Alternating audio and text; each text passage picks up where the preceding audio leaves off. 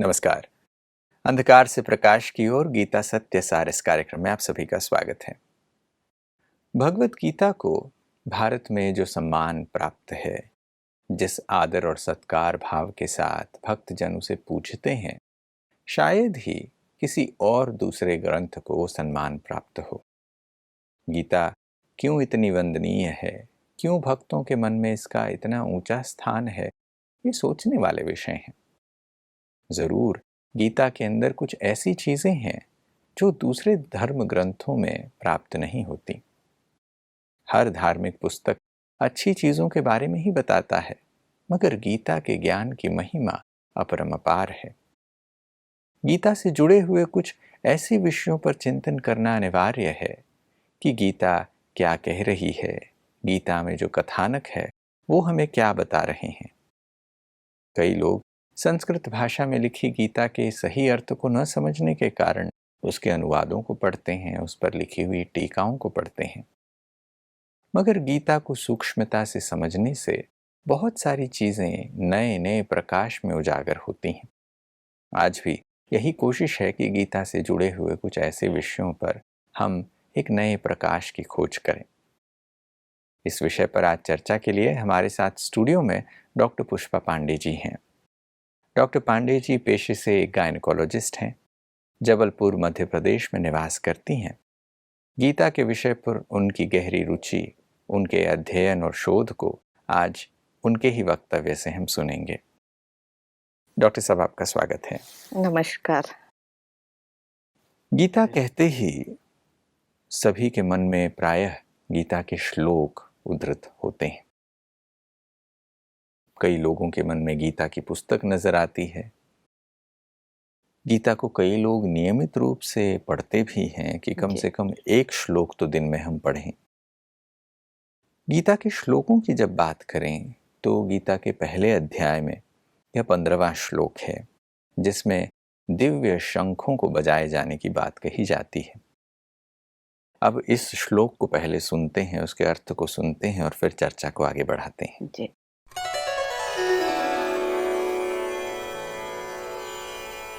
पांचजन्यं ऋषिकेशो देवदत्तं धनञ्जयः पौण्ड्रं दद्मौ महाशंखं भीमकर्मावृकोदरः। ऋषिकेश भगवान ने अपना पांचजन्य शंख बजाया। अर्जुन ने देवदत्त शंख तथा भीम ने पौंड्रो नामक भीषण शंख बजाया। जब इस श्लोक को सुनते हैं, ऋषिकेशो पांचजन्य देवदत्तो धनंजय, इन श्लोकों में शंखों के नाम दिए गए हैं। पांचजन्य एक ऐसा शंख है जिसके नाम को बहुत सारे लोग जानते हैं। कई पत्रिकाएं हैं जिनका नाम पांचजन्य है। साथ में कई लोगों ने अपने नाम भी रख लिए हैं, जैसे देवदत्त तो एक बहुत ही मशहूर नाम भी है।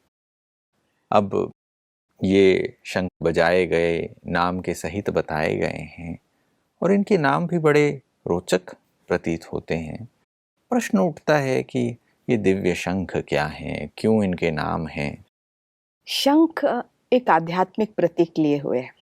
वैसे भी आप देखो कि भक्ति में भी शंख बजाना और उसकी ध्वनि दूर दूर तक फैलती है और एक वातावरण में एक चेंज आता है। तो यहाँ इसका आध्यात्मिक अर्थ है। अध्याय 1 में 11 से लेकर लगभग 19 तक शंख की बात की है। तो 11 से 14 तक तो वह बात की हुई है कि कौरवों ने शंख बजाया, भीष्म पितामह ने जो शंख बजाया। लेकिन यहाँ दिव्य शंखों की बात है, वो श्लोक नंबर 15 से है। तो इस शंख में जो 5 जन्य शंख, वो किसने बजाया? स्वयं भगवान ने बजाया। अर्थात इसका एक दिव्य अर्थ है कि परमात्मा की वाणी, क्योंकि हम जानते हैं गीता आत्मा और परमात्मा के बीच का संवाद है। Arjun, Shri Krishna, they are symbolic of atma और परमात्मा, दोनों के बीच का संवाद है।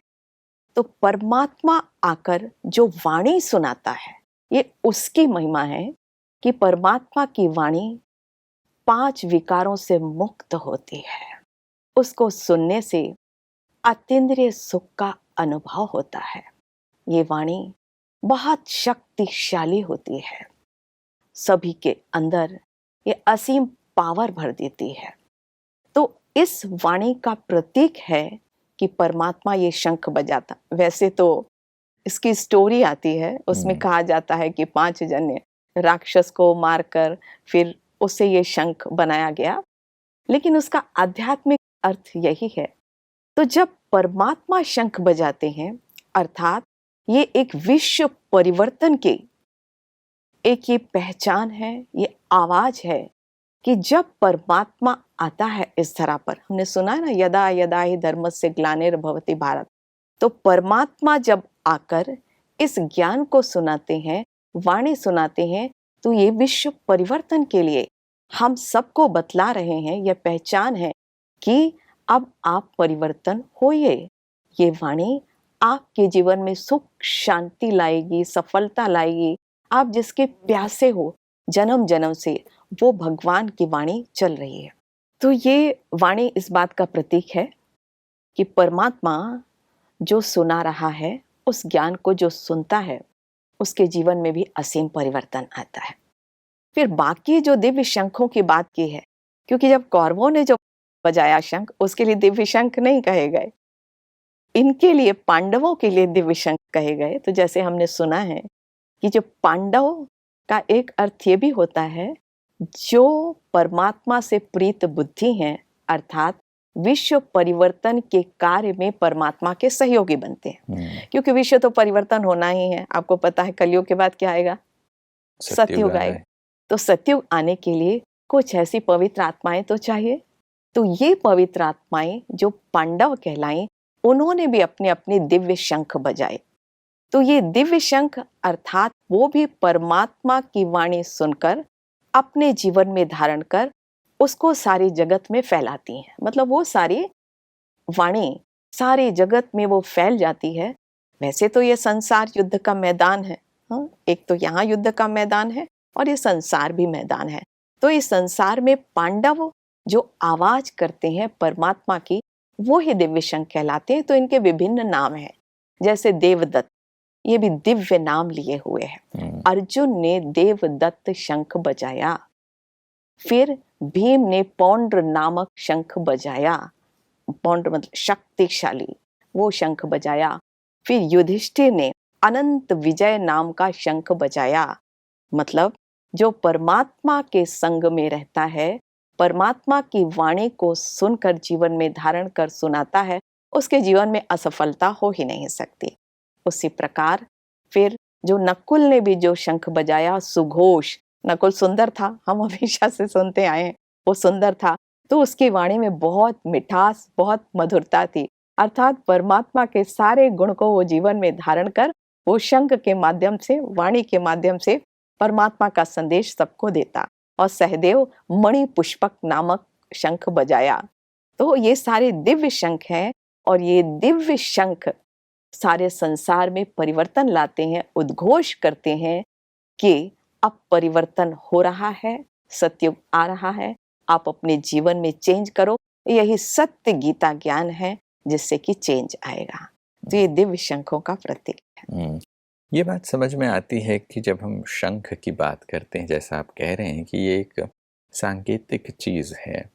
आज हम आम बोलचाल में भी ये चीज़ सुनते पढ़ते हैं कि जब किसी चीज़ की शुरुआत करनी होती है तो ये कहा जाता है कि जो पायनियर्स होते हैं या कोई नई चीज़ की शुरुआत कर रहे हैं, तो ये कहते हैं कि उन्होंने इस चीज़ का शंखनाद किया, यानी उन्होंने इसकी शुरुआत की। इसके लिए ये शब्द उपयोग में आता है। तो समझ में आ रहा है कि परमात्मा आकर जब नई सृष्टि रचने की, नवयुग रचने की, जब ये कार्य को शुरू करते हैं, पुनः धर्म स्थापना की कार्य करते हैं, इस कार्य की शुरुआत के लिए जो वाणी शुरू होती है, उसके लिए शंखनाद ये शब्द प्रयोग में लाता है। और सिर्फ परमात्मा ही नहीं, उनके साथ साथ जो उनके सहयोगी हैं, पांडव हैं, और उन सब लोगों ने जब ये कार्य में सहयोग किया तो उनको भी दिव्य शंखों से ये चीज़ बताई गई है। अब प्रश्न उठता है कि जब हम गीता के कथानक पर देखते हैं तो युद्ध का मैदान दिखाया गया है, युद्ध के मैदान में रथ दिखाए गए हैं, वहाँ पर अस्त्र शस्त्र का उपयोग दिखाया गया है। उन चीज़ों के ऊपर भी पता चले कि ये क्या दर्शा रहे हैं। तो जैसे हमने जाना है कि 2 प्रकार के युद्ध हैं।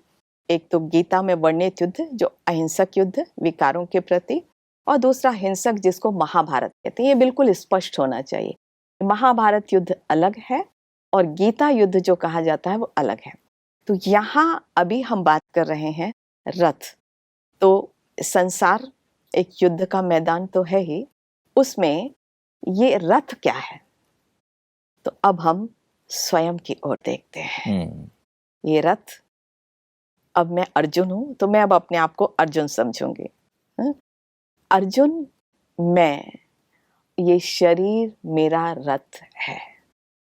तो अब हम युद्ध के मैदान में अपने आप को देखते हैं, अपने आप को लाइव देखते हैं कि हम वहां पर हैं। ये रथ क्या है? तो ये रथ 5 तत्वों का शरीर, इसको रथ कहा जाता। और मैं आत्मा अर्जुन रथी, अर्थात आत्मा। अब इसमें और क्या क्या होते हैं? रथ में घोड़े होते हैं। तो घोड़े किस बात का प्रतीक है? ये कर्म इंद्रियों का प्रतीक है, सूक्ष्म और स्थूल। कहीं कहीं 8 बतलाते हैं, कहीं कहीं 5 ये घोड़े बतलाए जाते हैं। और हमेशा आप देखो जो अर्जुन के घोड़े हैं कौन से रंग के दिखाए जाते? सफेद। तो श्वेत रंग किस बात का प्रतीक है? अर्जुन का जो मन है बहुत पवित्र था।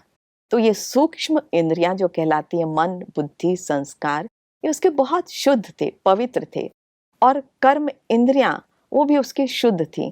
और कहा जाता कि ये जो घोड़े हैं ना, वो कहीं भी उड़ सकते थे, क्योंकि जब हमारा मन, अर्थात मैं अर्जुन, जब मेरा मन शुद्ध और पवित्र होता है तो मैं कहीं भी अपने संकल्पों को फैला सकती हूँ और कहीं भी अपनी सूक्ष्म इंद्रियों द्वारा अपना कार्य कर सकती हूँ और सिद्धि प्राप्त कर सकती हूँ। तो शुद्ध मन, या कहें कि जीवन में कार्य कराने के लिए मुझको अर्जुन बनना बहुत ज़्यादा जरूरी है। और फिर उसके बाद फिर लगाम दी हुई है। तो ये लगाम किस बात की है? लगाम मतलब परमात्मा आकर जो ये हमें गीता ज्ञान सुना रहा है, गीता ज्ञान को अगर हम सुनते हैं और सारे दिन उसको फॉलो करते हैं, मतलब मेरी बुद्धि रूपी लगाम जो है वो बिल्कुल ठीक है और मैं जीवन में खुश रहूंगी, सफल रहूंगी। अब रथ में और क्या दिखाया जाता है? उस रथ को आप देखो, एक बहुत बड़ी जो है ध्वज ऐसे दिखाया जाता, बहुत ऊंचा, कहते हैं कि काफी योजन वो था, ऊंचा था, लंबा था। तो वो इस बात का प्रतीक है, जब हमारा शुद्ध मन होता है तब हम अपना लक्ष्य बहुत ऊंचा रख सकते हैं। और कहते हैं वो ध्वज कोई भी जो पेड़ है उसको रोक नहीं सकते थे। तो जब हमारे जीवन में लक्ष्य बहुत ऊंचा हो जाता है तो चाहे संसार के कोई भी विघ्न आए वो हमको ठहरा नहीं सकते, रोक नहीं सकते। और हमारा ये जो रथ है ये इस संसार में आगे बढ़ता जाता है। फिर इसमें और रथ में जो बताया जाता कि सारथी कौन है? सारथी स्वयं भगवान है। तो स्वयं भगवान जिसका सारथी हो, अर्थात जिस अर्जुन ने अपना साथी, अपना जीवन इस भगवान को बनाया, उसके जीवन में असफलता हो ही नहीं सकती। वैसे भी साइंटिफिक स्टडीज भी हैं कि जो भगवान पर विश्वास रखता है, कम से कम 24 साइंटिफिक स्टडीज हैं कि जो परमात्मा पर विश्वास रखता है, परमात्मा से संबंध रखता है, उसके जीवन में तनाव कम होता है और वो जीवन में सफल होता है। अब ये बात समझ में आती है कि ये जो रथ है वह भी प्रतीकात्मक है कि भगवान सारथी है, यानी भगवान आपका साथी है। और शरीर रूपी रथ हैं, इसमें घोड़े जो दर्शाए गए हैं वो 5 इंद्रियों के बताए गए हैं। सूक्ष्म इंद्रिय जैसे मन बुद्धि हैं उनका भी घोड़े दर्शक हैं, वो प्रतीकात्मक चिन्ह हैं। आत्मा इस रथ का रथी है, ये बात समझ में आती है। अब युद्ध का मैदान भी जीवन रूपी युद्ध है, मन के अंदर का जो युद्ध है, इन सब चीज़ों का प्रतीक ये गीता में वर्णित है। अब अस्त्र शस्त्रों की भी बात कही जाती है इस युद्ध के मैदान की जब बात की जाती है। कई अस्त्रों के तो नाम भी दिए गए हैं, जैसे शंखों के नाम लिए गए थे, ऐसे ही अस्त्रों के भी नाम बताए गए हैं। ये अस्त्र शस्त्र क्या हैं? देखिए, जो अस्त्र शस्त्र, इसका एक सूक्ष्म अर्थ भी है और एक स्थूल अर्थ है। महाभारत युद्ध में उसका स्थूल अर्थ है और ये सूक्ष्म गीता युद्ध में इसका सूक्ष्म अर्थ है। तो कहा जाता है कि इनके पास, अर्जुन के पास गांडीव धनुष था।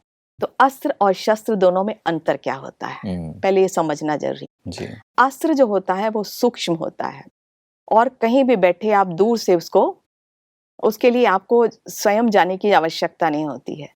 दूर से आप उसका यूज कर सकते हो, कहीं दूर तक भी उसका प्रभाव रहता है। और शस्त्र जो होते हैं जो यूज करते हैं, स्वयं यूज करना पड़ता है।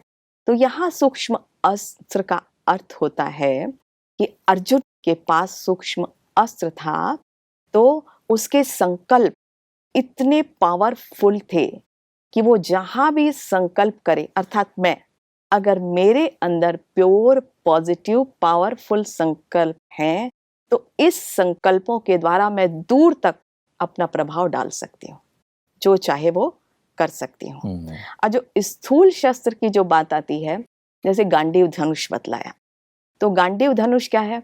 आप देखोगे जो हमारा ये जो है, ये शेप कैसा रहता है? धनुष का शेप रहता है ना?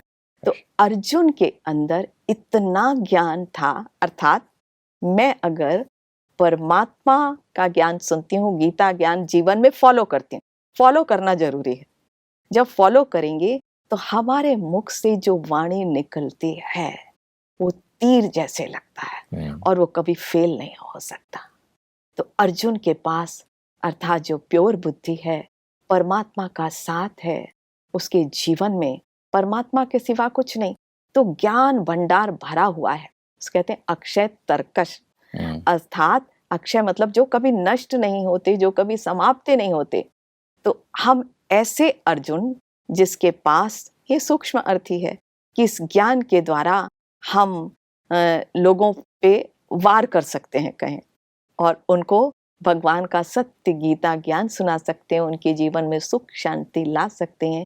ये इसका वास्तविक अर्थ है।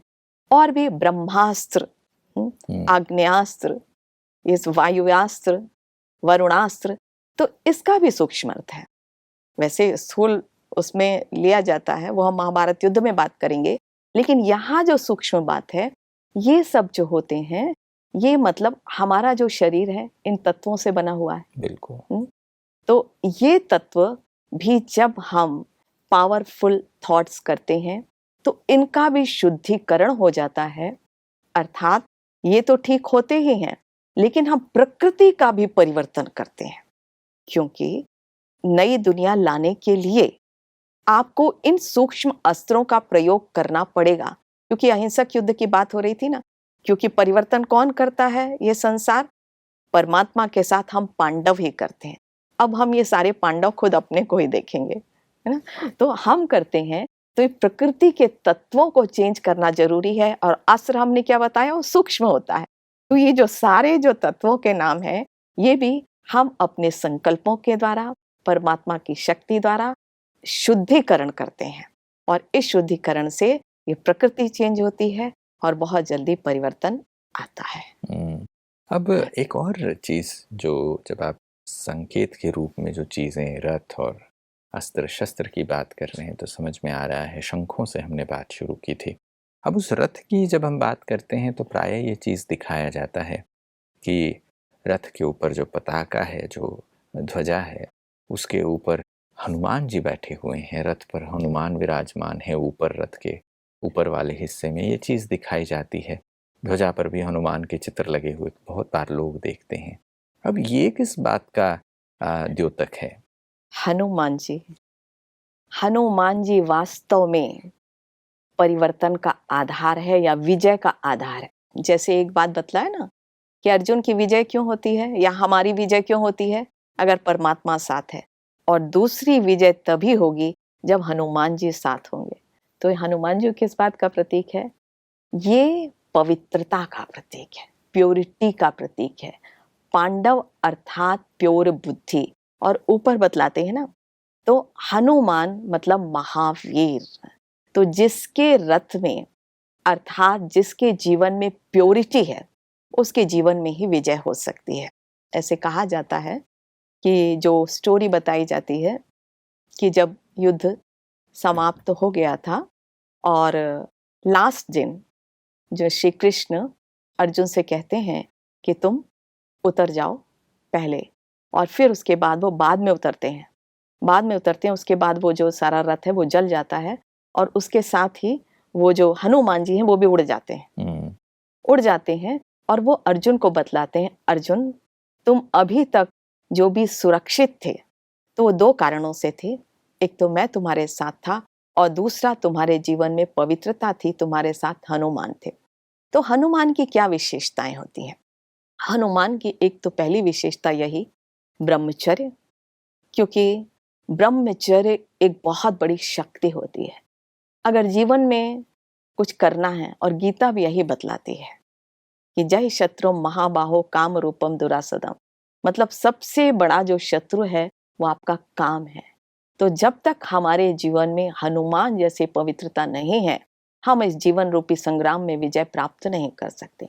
दूसरी जो विशेषता बतलाई जाती है हनुमान की, कि हनुमान के दिल में हमेशा कौन था? राम श्री राम थे, और उनको कोई इच्छा नहीं थी। वो इस कारण कोई स्वार्थ के कारण भगवान को याद नहीं करते थे। वो दिल ही दिल में परमात्मा को या राम को याद करते थे, और उनको किसी से कोई ईर्ष्या नहीं, कोई जेलसी नहीं, कुछ भी नहीं था। एक बहुत फेमस कथानक आता है हनुमान की इस बात के लिए। एक बार जब महर्षि वाल्मीकि जी ने जब सबसे पहले रामायण लिखी थी, तो किसी ने आकर उनको कहा कि हनुमान जी ने भी रामायण लिखी हुई है। तो उन्होंने कहा चलो मैं देखता हूँ कि कैसे लिखी है, और उन्होंने केले के पत्ते पर लिखी हुई थी रामायण हनुमान जी ने। तो जैसे ही वाल्मीकि जी ने पढ़ा उस रामायण को, उनकी आंखों से आंसू आने लगे, वो रोने लगे। ने कहा इतनी सुंदर रामायण तो मैं नहीं लिख सकता, मतलब मेरी रामायण तो बेकार हो गई, कोई इसका अर्थ ही नहीं है। ये हनुमान जी आपने तो इतनी अच्छी लिखी है। तो हनुमान जी ने कहा आपको क्यों ऐसा लग रहा है कि अब मेरी रामायण कोई नहीं पढ़ेगा? तो हनुमान जी कहते हैं ये रामायण जो मैंने लिखी है मैं अभी ही फाड़ देता हूँ।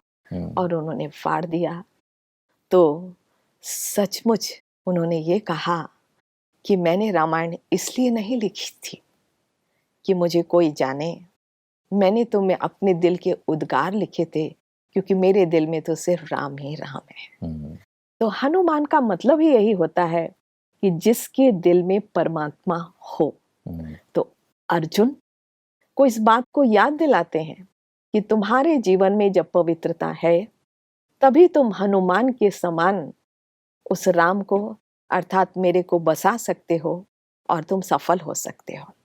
और एक हनुमान का और भी, क्योंकि हल्का है ना, तो बिल्कुल हल्का मतलब बिल्कुल लाइट उड़ता रहता है। तो जो पवित्र है वो हमेशा उड़ता रहता है, और जीवन में खुश रहता है, सुखी रहता है, आनंद में रहता है। सुंदर ये चर्चा रही है कि जो गीता के कथानक में भी जो चिन्ह दिखाए गए हैं, जो दिव्य शंख है, रथ है, अस्त्र शस्त्र की बात है, पताका के ऊपर हनुमान है, ये सारी चीज़ें अपने लिए कितना सुंदर संदेश देती हैं और हमें क्या अपने जीवन में करना है उसका बोध कराती हैं। समय को देखते हुए यहाँ रुकना होगा, मगर चर्चा में आज जो इतनी सुंदर बातें हमने आज सुनी हैं वो सभी के लिए जीवन में उतारने लायक रही हैं। और आज आपने अपने अध्ययन से, चिंतन से ये सारी चीज़ें हमारे साथ शेयर की, हमारे दर्शकों के सामने बात रखी, इसके लिए आपका बहुत बहुत धन्यवाद। नमस्कार। नमस्कार दोस्तों, आज की चर्चा में गीता के कथानक में जो दृश्य दिखाए गए हैं, दिव्य शंखों की बात हो, रथ की बात हो, अस्त्र शस्त्र की बात हो, वो सब कुछ कितना सुंदर संदेश देते हैं। इन सब चीज़ों को जीवन में धारण कर वास्तविकता में हम इस जीवन रूपी संग्राम में जीत सकते हैं। आज की चर्चा में इतना ही। फिर मुलाकात होगी, तब तक के लिए नमस्कार।